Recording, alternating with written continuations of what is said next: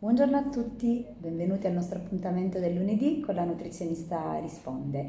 Oggi volevo parlarvi di un argomento molto di moda, le diete chetogeniche, proprio perché questo protocollo sta riscontrando molto interesse e in alcuni casi molto successo.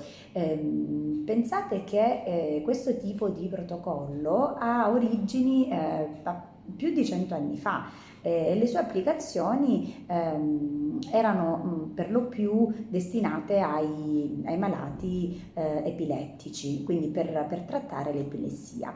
Nel corso del tempo questo tipo di protocollo si è evoluto e esistono numerosi effetti positivi su tante altre patologie, come per esempio alcune patologie neurodegenerative, come la sclerosi multipla, ma anche nel diabete di tipo 2, quindi in queste patologie croniche, nelle patologie cardiovascolari, nel trattamento delle cefalee, per esempio, ma anche nell'ovaio policistico con conseguente insulinoresistenza, nell'obesità. Quindi nel trattamento di tutte queste patologie ha riscontrato tanto successo.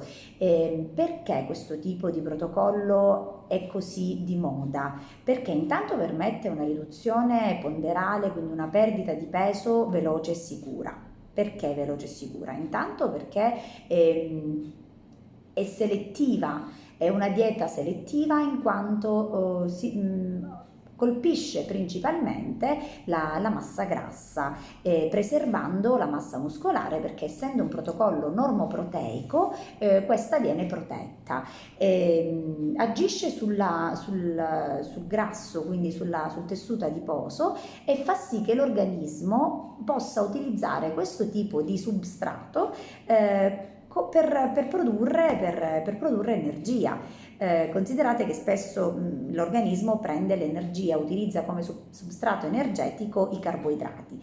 Limitando l'introito dei carboidrati, l'organismo è costretto ad adattarsi a questo tipo di situazione, di chetosi, quindi da questi grassi si formano i corpi ketonici che vanno anche a nutrire soprattutto il cervello, che di solito si nutre di zuccheri, no? Diciamo che questa qua è è fisiologica, un adattamento fisiologico dell'organismo, quindi non è una situazione pericolosa, no? Tant'è che però deve essere naturalmente sottoposta, deve essere elaborata intanto da un professionista, deve essere bilanciata a seconda dell'organismo. Importantissima anche la scelta dei grassi utilizzati, perché devono essere dei grassi buoni, no? Quindi dall'olio extravergine di oliva, dai semi e dalla frutta oleosa, ma anche dal pesce, per esempio il pesce grasso, no? Sono gli omega 3 fondamentali. E poi la scelta delle proteine, le proteine che devono essere ad alto valore biologico, quindi proteine della carne, del pesce, delle uova, dello yogurt, dei latticini, proprio perché sono quelle proteine che più biodisponibili per l'organismo e fanno sì che l'organismo riceva quegli amminoacidi essenziali che non è in grado di produrre.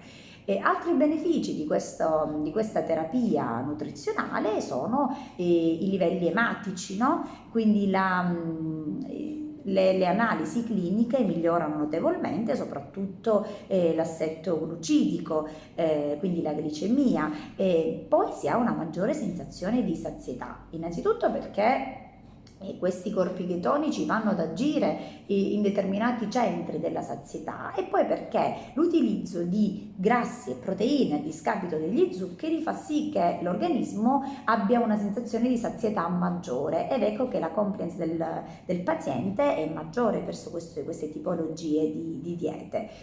Sicuramente non bisogna improvvisarsi, bisogna seguire un professionista.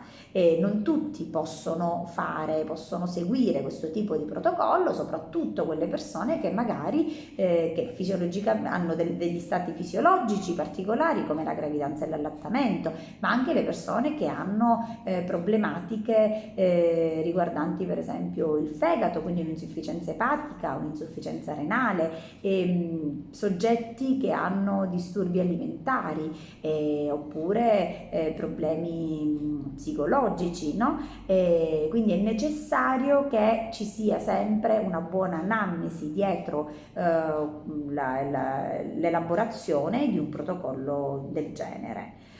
Quindi spero di essere stata esaustiva. Ci sono tante cose da dire su queste diete ketogeniche, quindi per qualsiasi dubbio potete contattarmi e io aspetto i vostri feedback. Intanto vi auguro una buona giornata e ci vediamo presto.